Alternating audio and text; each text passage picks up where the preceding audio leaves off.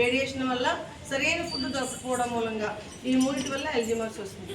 Almost అందరూ even ఇదివరకంటే ఇప్పుడు చాలా బాగా తెలిసిన పేర్లైనా సరే, బాగా రోజు మనం మాట్లాడే వాళ్ళ పేర్లైనా సరే వెంటనే గుర్తుకు రావట్లేదు. ఇది అందరిలోనూ కనిపిస్తూ ఉంది. సో దీని గురించి ప్రతి ఒక్కళ్ళు ఈరోజు అల్జీమర్స్ గురించి ఆలోచించాల్సిన రోజు.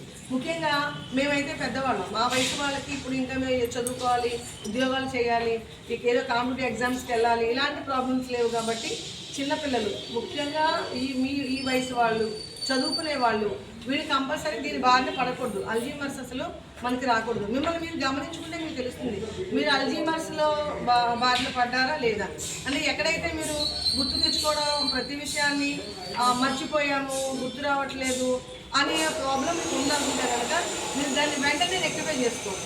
ఎందువల్ల ఇలా జరుగుతుంది అంటే సరైన ఆహారం మనకు అందుతుందా లేదా, అలాగే లేకపోతే ఎక్కువ ఫోన్ చూస్తున్నామా, రేడియేషన్ ఎక్కువ అవుతుందా, దానివల్ల మనకు ఇలా జరుగుతుందా, అలా ఒకటి మీరు గమనించుకుని దాని నుంచి మీరు బయటకు రావాలి. ఇది ఈరోజు మనం ఈ పెద్ద సమస్య గురించి ఆలోచించాల్సిన రోజు. అలాగే ఎవరికి వారు దీని నుంచి బయటపడడానికి ఏం చేయాలో కూడా మీరు ఆలోచించుకోవాల్సిన రోజు. ఓకే.